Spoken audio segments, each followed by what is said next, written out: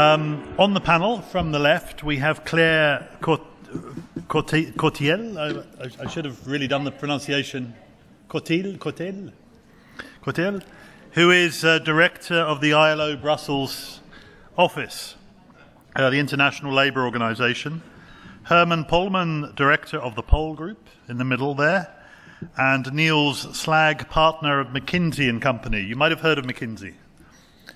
Yeah. So Niels is going to start, because we're going to actually start on the issue of raw data, Niels. So Niels, we'll start with you. What's really going on here? What do the numbers tell us about new sources? Yeah. Frontiers? Can you hear me? Hello? Yeah. Hi.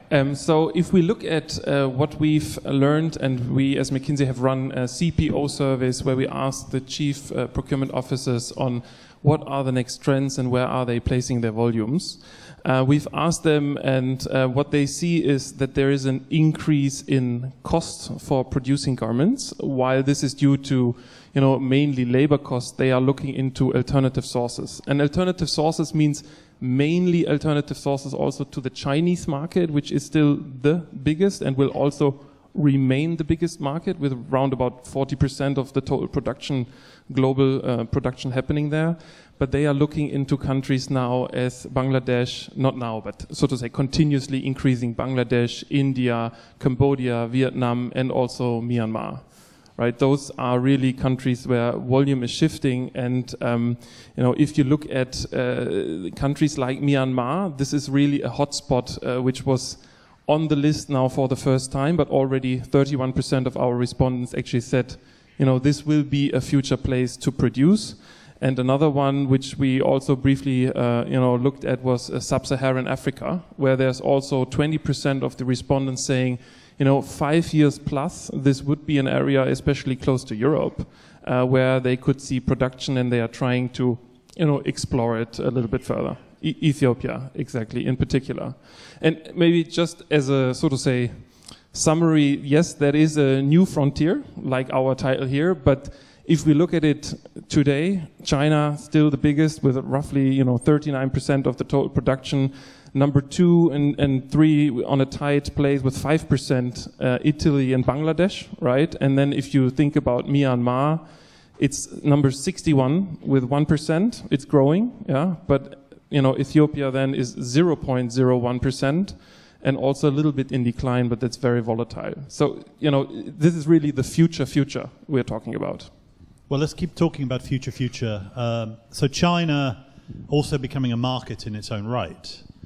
What is the prediction? Will China always feed its own market, or will countries in Southeast Asia potentially become producers for China?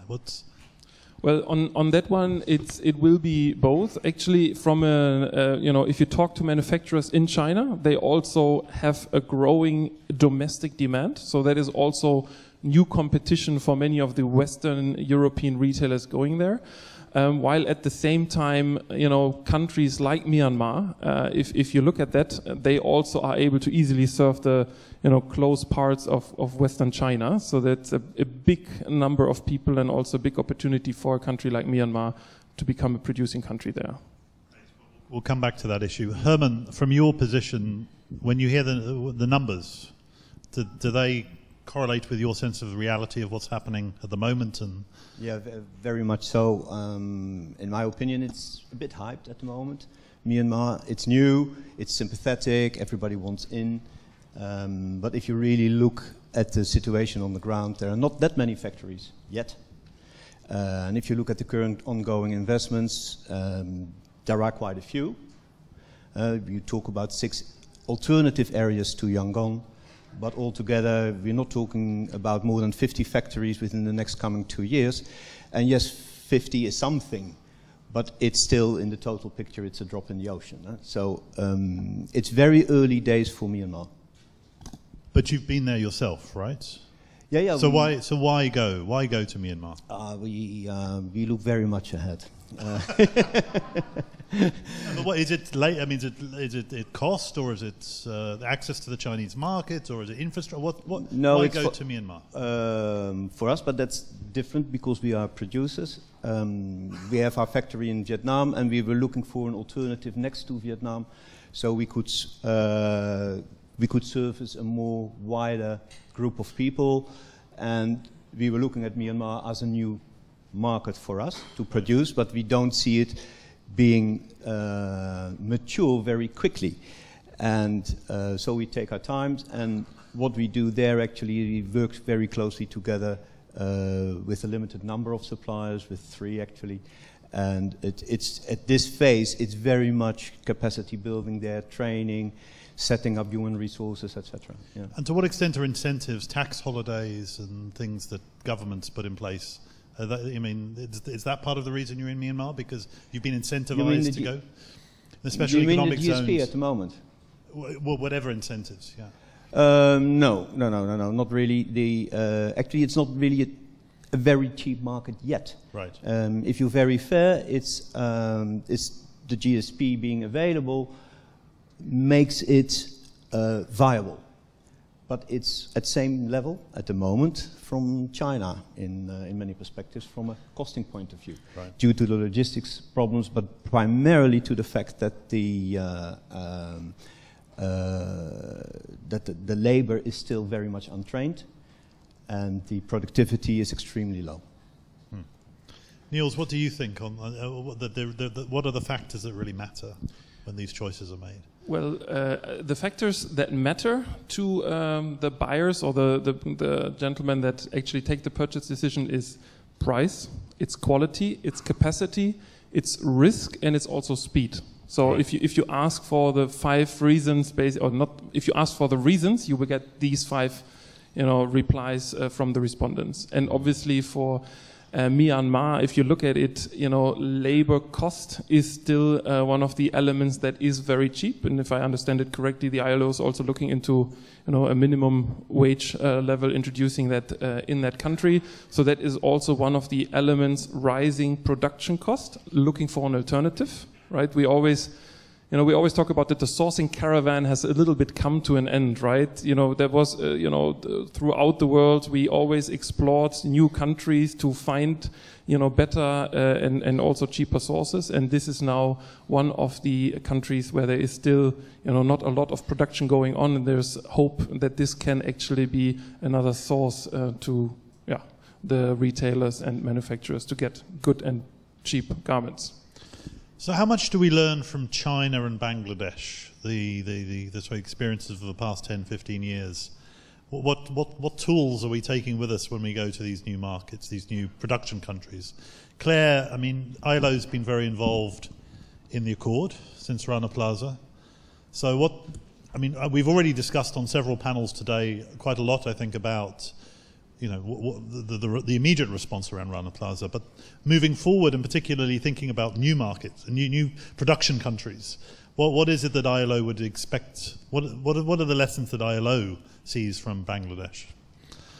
Well, I think going to new countries, especially like Myanmar, a country that has been closed for so many years. Those countries are facing huge governance issues, huge governance problem, and I think investors have to realize that. It's not easy to go to Myanmar, a country who is facing huge regulatory issue, set up a new framework, being on minimum wage, but also on investor rights, etc. So the challenges are really huge. The capacities are limited. You mentioned, I think, the issue of skills and training and capacity of the workforce. So I think for investors, it's realizing really the risk and the challenges that those countries are facing is a very important point. And if we look at the experience of Bangladesh, I think what we would say one of the lessons to be learned is really the enforcement capacity of the national authority, because you might have the right regulatory framework, but you need the capacity to enforce and to implement this regulatory framework. And we know that in many of those countries, it is missing. And actually, the Rana Plaza could have been prevented if the law would have been implemented. So I think that's one of the key lessons. Go on then. May I have a question Sure. on that? Because what we experienced, we also looked, of course, into the situation of the labor law in Myanmar, and we found that there actually it constitutes of 19 different laws that at times even contradict one another. So we are not a legal company, so we need advice there, and we move around and talk to people, even local organizations like the MGMA, which is the Myanmar the Manufacturers Association, the Garment Manufacturers Association. They are at times lost, and even ILO say, the ILO representatives, yeah, well, we do not really know how to deal with this one, and that poses problems for the companies, and as a result, being risk averse at the moment on a social compliance point of view, companies maybe overreact and taking too many precautions by, for example, not hiring workers at the age of 16, but at 18, because the law is diffused, the verification systems are not available. So it goes quite deep into the structure of the country. And that's Myanmar, not Bangladesh, or both? No, that's Myanmar, and if you see that in the perspective of Bangladesh, what we know is that we did it wrong. When we had there was insufficient awareness, even at the buying companies, of what really went on in the country. And they did not see the subcontracting, and then when things happened, said, oh shit, this is not what we expected. And that at this stage, we can still avoid when you move into Myanmar and you do it right. But that starts with also, it's not only on the ground, it's also at the buying side, that buyers or buying companies need to align their systems and know that the buyers also know what to do. So we heard, I mean, John apologized for saying that Gap had divested from Bangladesh. It hasn't, apparently. It's diversified. So Gap is still in Bangladesh and is now in Myanmar. It only seems to be Disney, but people in the audience might know of other examples that has actually switched, and I didn't really have much of a supply chain in Bangladesh anyway. So it seems to be diversification going on. Well, what's the business logic for that? Is it partly as a point of leverage against governments in these countries? Or I'm trying to get it in my head, the real rationale. Niels. So, as you said, I think it's diversification, right? So really trying to not have all eggs in one basket, like Bangladesh, where you then also have like natural challenges with rain and logistics, etc., that can really, harm your business if you have one category totally exposed in one country. So really taking this perspective and moving it to different production countries, to different suppliers, is really part of what we see going on, with our clients, and also if we hear the responses in the survey. Maybe one word also on Bangladesh. Still 80% of the people that we've interviewed are planning to increase their capacities and production in Bangladesh. So we do not really see that this is, the top for them yet, but this is likely to also still grow further. Claire, better work. I mean, ILO has developed a framework now of collaboration to try and deal with some of these systemic challenges, whether it be Bangladesh. But I believe there are now 7 better work programs. Maybe you just want to remind us where they are in the world and say a bit about better work and why. So Better Work is a program that has been launched by the ILO. It's currently, I made the list because I could not remember that by heart, but so it's currently active in 7 countries. Those are Cambodia, Haiti, Jordan, Lesotho, Vietnam, Nicaragua, and Indonesia. And there are discussions going on currently for Myanmar and Bangladesh. So the way of working in Better Work is again about this partnership we were discussing this morning. It's about getting the buyer, the suppliers, the workers together, and try to improve the situation. But from this perspective, getting all the stakeholders involved. And actually, again, back to the discussion of this morning. There is no auditing as such in the Better Work program. It's based on joint assessment among the different stakeholders and having a report on identifying where progress needs to be done and having report progress on where progress has been done or not been done. So it's a different approach, and we have seen some positive results, including in terms of productivity. Workers' productivity has increased. Lower absenteeism also has been reported among the Better Work factories. So sounds great. Herman, you must love Better Work. Me? Well, actually, we do not work together with Better Work. We could if we wanted to, but we rather do it. We do a lot ourselves. The thing is that most of the factories start with the capacity building internally on productivity, because that's where they lag behind. And as soon as they have that not up to standard, they're out of the market at all. The thing now is to do that simultaneously with HR-related issues, with CSR-related issues. And at the moment, considering the limited scope we have, we can deal with that. If it would be bigger, and we are not, then we would need organizations like Better Work. But at the same time, whether it's Better Work or somebody else, these come quite costly. And then it's a choice. Do you do it yourself? Do you have the capacity yourself to support the factories on the ground? Or do you go to a provider? And, well, that's the individual choice. Yeah. And you were mentioning, we were talking earlier about the fact that some of the brands you supply have expectations of you increasing capacity through vocational training, etc., that can sometimes... You feel that sometimes you're in undue pressure there, perhaps, from to increase capacities? Yeah, or to work on these issues in your supply chain. I mean, brands might have an expectation of you and might not actually be there as a partner on the ground. I rather feel it's the other way around. Okay. I have the impression that we are further ahead than most of our clients. Right. And we feel at times also rather unsupported there. Okay, that is what I meant, but I got there by contradicting well, I'm a bit myself. slow. No, and I'm getting a bit tired. It was a long lunchtime. Right, on this question of new markets, I'm sure each person in this room is. Thank you. Hi, my name is Anna Veldkamp from Coolcat. I've got a question for Herman, or maybe also for Claire from ILO. Herman, you mentioned the responsibility for buyers to know what is going on in new markets, like Myanmar, and you were mentioning the non-existent or very confusing regulatory framework concerning labor rights.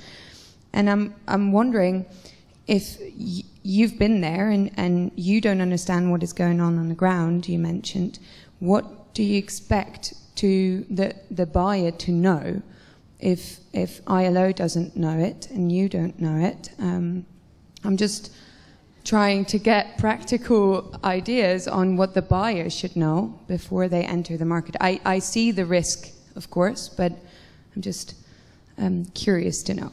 No, it's clear, and it's an interesting question. No, it shows the complications in the market, and that doesn't imply that you cannot work with it, but if you are unaware of it, then you cannot, then you have problems. And the awareness, usually, of buyers only starts after the fact, not prior to.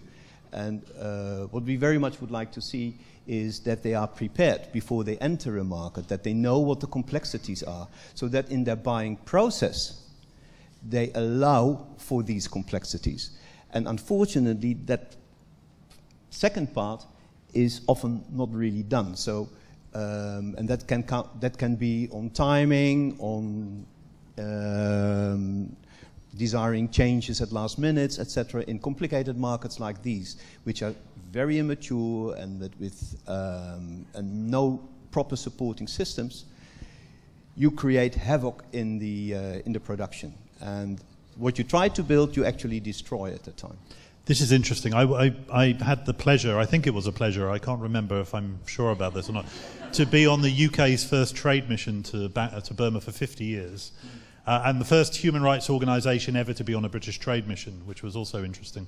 Do you say, I mean, are you implicit in what you're saying is that buyers are not made aware enough of these complexities before they're deciding to look at these countries? Is that the buyer's fault, or is it government ministries or trade missions, or what could be done concretely to raise the awareness of your clients? 3 questions there. Well, first answer is yes. Okay, well, if you're just going to give yes, then I'll ask you 20 questions. Then is it their responsibility? I would say yes, but primarily of the organization they represent. That organization must prepare their people that operate in the market with the correct tools to implement their different policies, whether they are CSR-driven or price-driven or whatever, and preferably aligned. Now, so that's the other one. And governments, I don't see really a task for a government there. These are business parties working together, and they should together come to a certain agreement and live by that and make it happen. I mean, I'll come on to you, Claire. I mean, arguably, Myanmar has been so isolated for so long that the reason there are so many laws is, I mean, my colleagues in Myanmar tell me that it's almost a world record, the number of pieces of legislation that have whistled through the wonderful big ornate parliament building they have in Burma over the past 3 years, and nobody knows. Which even government ministers in Myanmar are hard-pressed to know which piece of legislation have gone through and where. And as you say, many pieces contradict each other because there's been a flurry of legislation. And even the ILO representative, Steve Marshall, I think, has struggled with some of that. So the question, how can the buyer make any kind of intelligent choice if the ILO office in the country itself is still confused by the legal context of all of this? Where do we get to the really grasp what's going on? How, where can buyers go to get the kind of information we're talking about now? Well, first, you see, in Myanmar, what the ILO is trying to do is trying to work on the reform of the law process, looking, of course, at compliance with international standards, so the freedom of association, collective bargaining, child labor, forced labor, non-discrimination, etc. And of course, having a regulatory mix that respond to the needs of the country. So it's really a huge task. So that there is confusion is, I would say, normal for a country that has been closed, as you said, and isolated for so many years. And the ILO way of working is also tripartite, meaning that in that already complex process, you also involve workers' organization, employers' organization. And don't forget that Myanmar is also a country with very strong ethnic tension, political tension, so the whole process is extremely complicated. So where do you get the right information on that?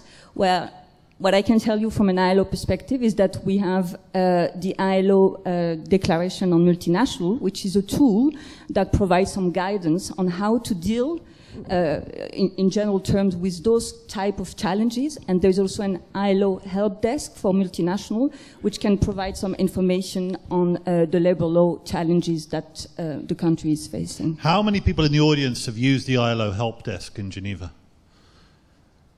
Well, that's probably more than expected. I mean, there's a bit less than 10% of you. But honestly, that's good, right? Because it's a relatively recent thing, the help desk, isn't it? So if anybody wants to share an experience of how useful that was, please feel free to do so. But obviously there is a resource there to help answer this very complex question. Any other thoughts, comments from the audience? My question will be, I think, initially for Herman, but maybe for the rest of the panel.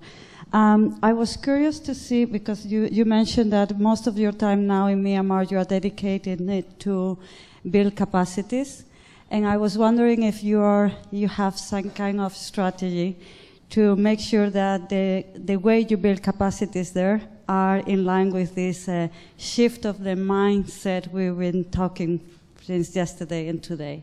Are you using that opportunity to train managers in a way that they start shifting the culture from blame to learning, or are we impulsing to make business as usual?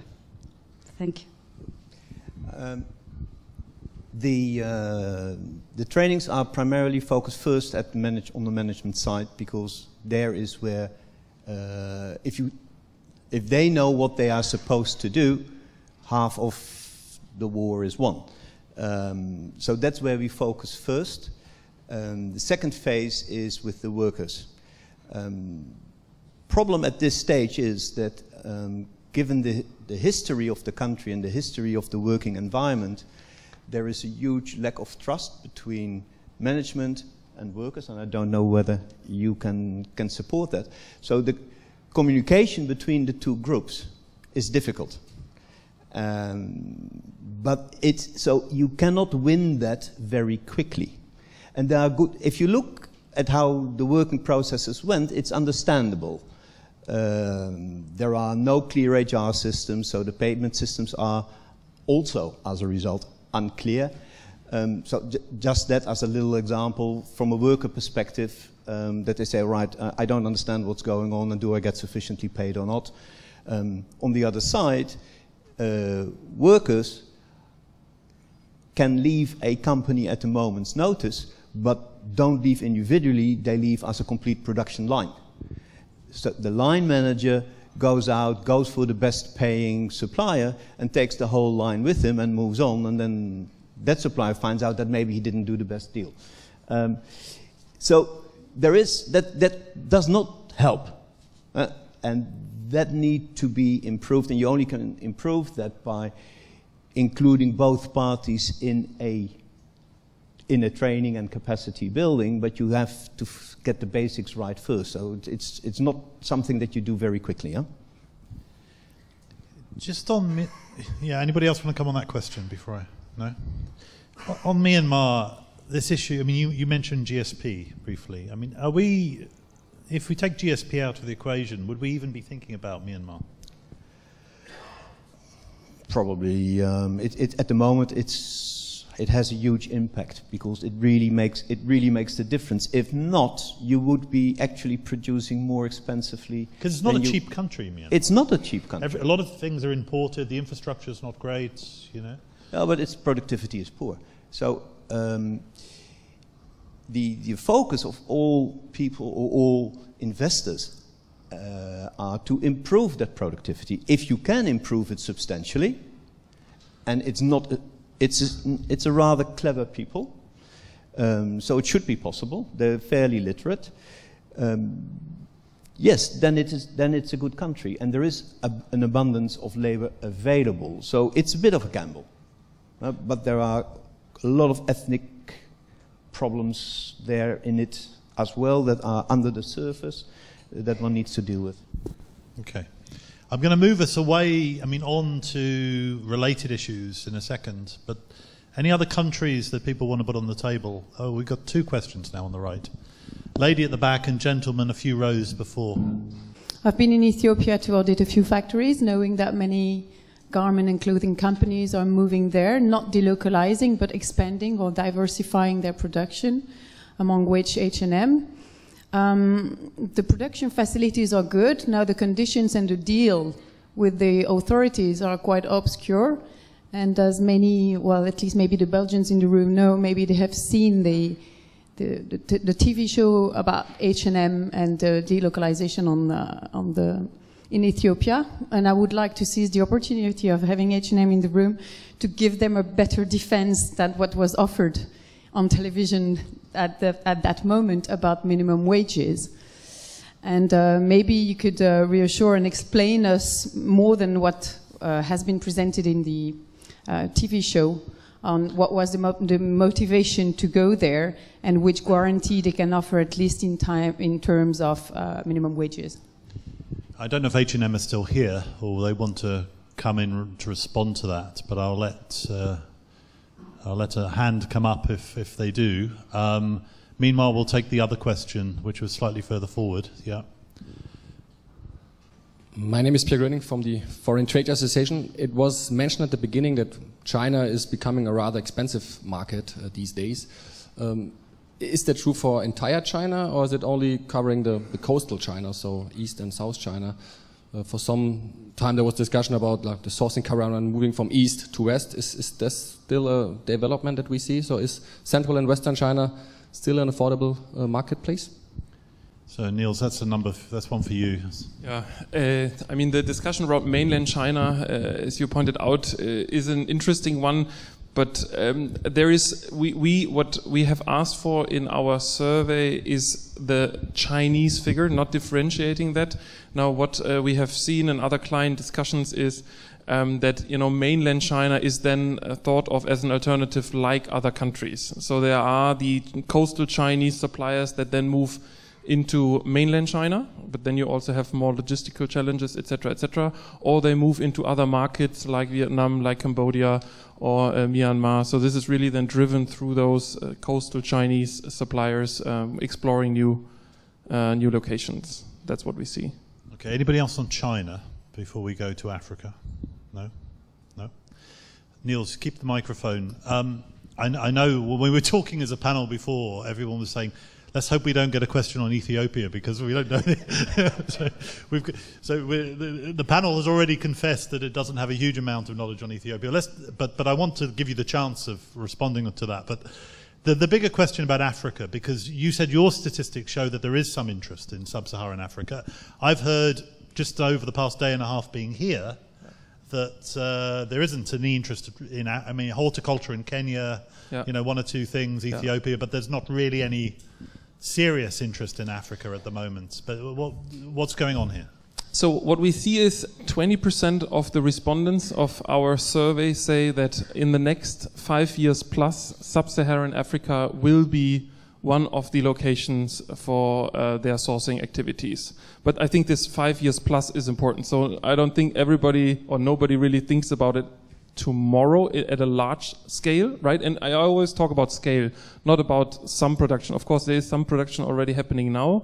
And we've just been in Nairobi, actually, at the beginning of the week to talk about sub-Saharan sourcing. So it is a topic, and it's also clearly on the agenda of CPOs and companies going there, but it does have a different time frame. How many of you in the audience are looking at Africa? That's about a 10% again. How many of you are looking at Myanmar? That's about, so this is interesting. As many of you as looking at Africa as looking at Myanmar. Yeah. How many of you looking at Southeast Asia generally? It's about another 10, 15%, I would say, of the audience. Okay. And how many of you source from Bangladesh already? That's probably 30, maybe that's about a 30%. Okay. Okay. Claire, do you want to pick up on the specific challenges around Ethiopia? I mean, it's a bit unfair to ask. Yeah, okay, Ethiopia, what I can say, as I said, I don't have a lot of knowledge on the situation there, but I know that, and that's also actually come a bit along the line that you were saying, that the country is working, the ILO is working with the government on what we call a decent work country program, and one of the key priority is about labor inspection, and that's also in the perspective that more foreign investor will be coming to the country. And there is the weakness of the labor inspectorate has been identified as a weak point, so we're trying to work on that. I'm just thinking the question this morning on Bangladesh around risk assessments and transparency around risk assessments, and this question that Herman raised 10 minutes ago, are there really places that buyers can go to get good knowledge about risk around particular countries? And is there enough information in the public domain to enable buyers to factor in social risk? How many of you in the audience feel that you do have enough knowledge available for you to make those kind of decisions about new sourcing countries? Put your hand up if you think there is enough knowledge in the public domain already. Put your hand up if you don't think there's enough. Okay, so we've got I would say probably about a 5-to-1 bias towards there not being enough information in the public domain, and then about 40% of you who either are asleep or you don't care. Sorry, I couldn't resist that. So there's a knowledge deficit. So how do we fill the knowledge deficit? I mean, really squeeze you all on that one a little bit. Where should you be able to go to get this information? But make it really concrete. What would you like tomorrow to be able to get? You know, would it be by ringing ILO in Geneva, or would it be more? Tell me. Yeah. For me, I would have a few sources I would like to go to. I would like to go to in my native country, whichever country that is, to have a point of access where I can get that kind of information as far as it's available there. On top of it, I would rely on BSCI to provide me with sufficient information. So I would like to hear from the BSCI people here to what extent they can provide that and not rely on me to give them the information. That was unfair, was it? No, we do need each other there. But yes, I would like the ILO, and most importantly, in the country itself. But it's very contradictory, because you go to a country which is still not really up and running.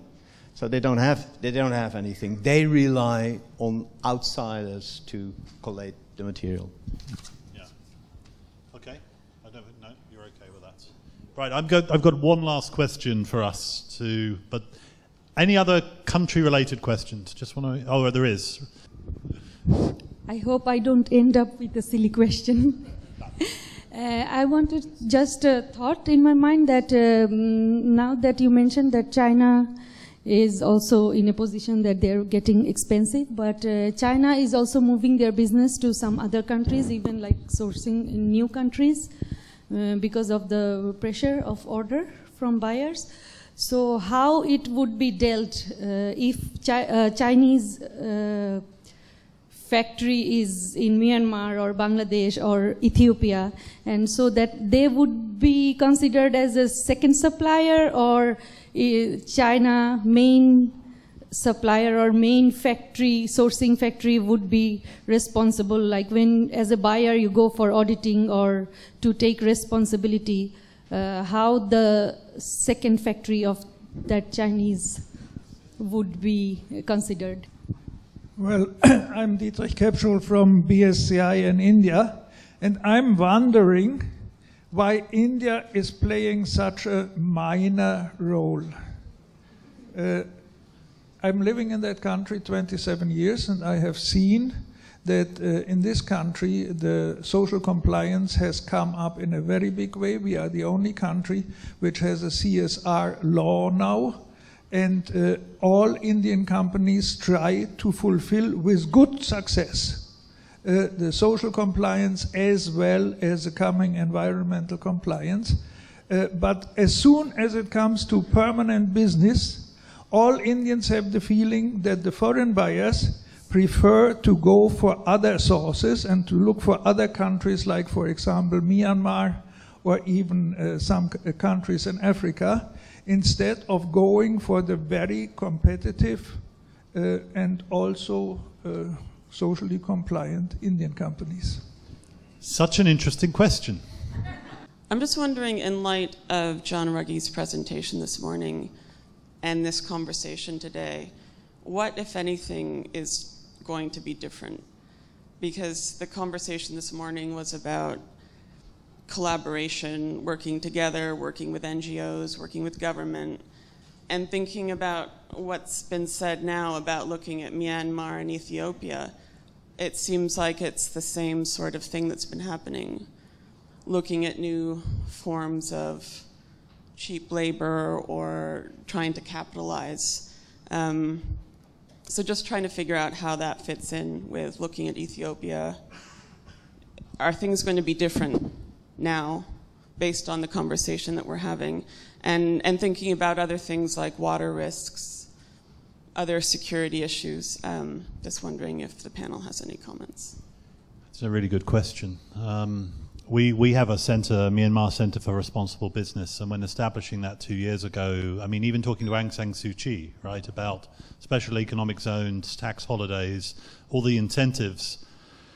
I mean, it's been, I mean, it's difficult, I think, even within the context of a country like Myanmar, where you have politicians who need to show short-term return for taking a political risk of opening up to the West. So there's a number of generals decided, probably mainly because of predominant Chinese influence in the country 3 or 4 years ago, to open, to to balance off. But that was my assessment is that was as much a political decision in Myanmar as an economic one. And so actually the whole economic agenda is framed politically by most parliamentarians in the country. And then in that context, are we really talking about a better work program? Are we really talking about not repeating the mistakes of Bangladesh in Myanmar? And I bloody well hope we are, but I mean, I too share that. It does sound, when we have these conversations, that it's just like the circle. We're just coming. Well, I don't really agree with that. Well, please, go on. Well, that shouldn't surprise you, but... Herman, what's different then? I don't believe that any buying entity 20 years ago would go into the market in China or Bangladesh then, and at that moment gets involved with a producer, a manufacturer, and put in so much support on management training, on setting up AHR systems, on compliance issues, providing them information about their own laws, actually actively supporting them on the ground with advice, with systems, and with people. It would not have happened. And it's something that's happening now, and we are not the only company who operates like that. There are others like that. So I do not really agree with the assessment that nothing has changed. A lot has changed. Okay. Claire. Yeah. Well, I think, again, speaking from an ILO perspective, I think the tragedy in Bangladesh changed a bit the focus, I would say, because the response that was provided to the tragedy in Bangladesh has been a one of partnership. And I think this is a new way of doing, and I would say it's not partnership instead of compliance, it's partnership for compliance. And what we as ILO learned from the experience in Bangladesh is that it's possible to change. I mean, it was mentioned this morning, 60% wage increase in Bangladesh after the tragedy. We have more labor inspectorate. We have more factories that have been inspected in Bangladesh after the tragedy. Of course, it's a pity that it took the lives of so many people to get there. But I think this idea of involving the workers, the employers, the buyers, the suppliers, the government, of course, I'm optimistic, and I hope it will change in the way compliance has been put forward until now. Claire, I'm going to ask you to try and answer the other question on India as well. Why aren't we talking about India more? Well, we can talk about India, but I'm not an investor. I mean, I don't represent an investor, so. Well, why? But Herman, then, maybe as an investor, why aren't we talking about India? It's a very good question, a very interesting one, and it's primarily culturally driven, I would say. I can only speak for my own experiences, but you have to assume that there are a lot of big, competent buying companies in the world from a buying perspective. And if they all together decide that it's probably not the best market to be in to that extent, they may be right. I'm not saying they are, they may be right. And I can only guess at what. And my personal experiences are that it's a country that is very good at lightware in general, and not so much at heavyware. And they have in their systems also some problems. They tend to be late in their deliveries. Now, I'm confident that's unfair to generalize, but if I see what's happening in the market, I assume it hasn't changed an awful lot. But I'm guessing, huh? Niels, were you surprised not to see India in your data? Well, I think it also depends a little bit on the angle we are taking and talking about new sourcing frontiers here. I think India isn't a new market, right? There is already a lot of business going on, and there is, especially if you talk about lightwear and knits and, all the bio-cotton discussion, bio-cotton production, and then also manufacturing. All of that is going on very much in India. So I think that we have been talking a lot about Myanmar, Ethiopia because of the topic of our panel discussion, but not to say that India still is of much more relevance currently to the sourcing community than any of those two markets we've been discussing.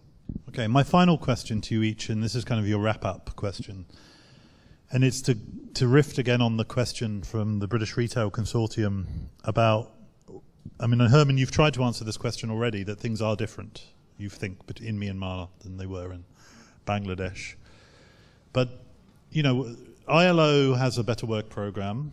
I wonder how many people in the room are engaged in ILO Better Work programs. So this question, how many of you in the room are engaged with ILO Better Work programs anywhere in the world? One person. Okay, thank you. If we were sitting in Geneva at the ILO would say, well, this is exactly everything we've been talking about the past day and a half. It's about partnership, it's about collaboration, it's about competitors working with trade unions, working with governments. Why are these guys not involved in Better Work programs? And what is it that we need to do to, whether it's Better Work or whatever form of collaboration, it's easy to talk about sustainable global supply chains and everyone working and talking together, much harder to do in practice. And how do we get there? How do we get there? It's a fundamental question. And I think, Niels, you also made the point when we were talking earlier that there's a lack of incentives. I think that's come up again and again. And let's talk about customers, consumers. You've made the point when we were talking before that consumers behave very differently as citizens than when they walk into a shop. So as a citizen, they have an expectation that governments and companies do something about this. The moment they walk through a shop and get their wallet out, something happens in the brain. And they're not, the kind of surveys you do with customers show that they don't actually raise these issues. And so how do we get through this? Well, the how is tricky, and I think that's why I asked the question. I know. I mean, if it wasn't tricky, we wouldn't be having this. How many hours do we have left? Fine. No, I think if you look at it, it's a multifaceted problem. We need to continuously educate the consumers, create transparency, make them aware of it, and also try to educate them on their choices, because as you said right now, they are not behaving as a consumer as they are as a citizen. They talk about all the good things and how important it is, and then if it comes to real shopping, they don't really pay for it. So we see that in consumer research. And then it's also the responsibilities of the retailers, the manufacturers, that to really make sure that this is happening in the countries as well, because clearly the consumer itself will not accept anything like Rana Plaza again, and that's a clear no-go for anybody, right? But this is also then requiring the respective actions on the production side and really trying to make that real.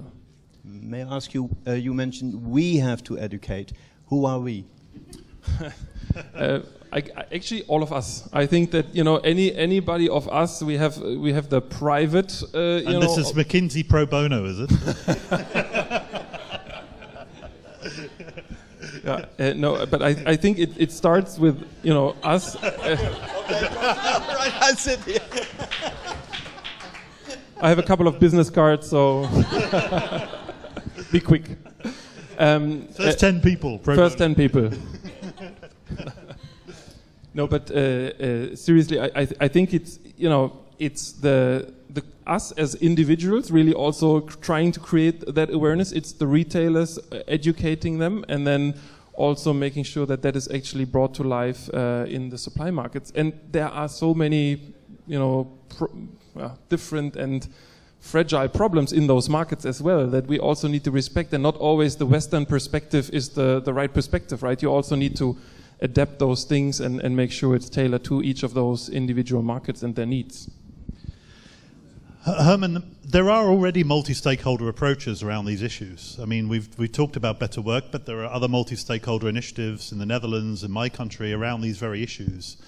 So what makes you feel confident that those kind of approaches will also have seeds in this much wider group now?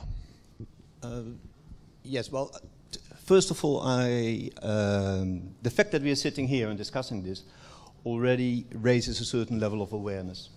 And I do feel that in companies, although they not really actively act upon it yet in many cases, that awareness is increasing.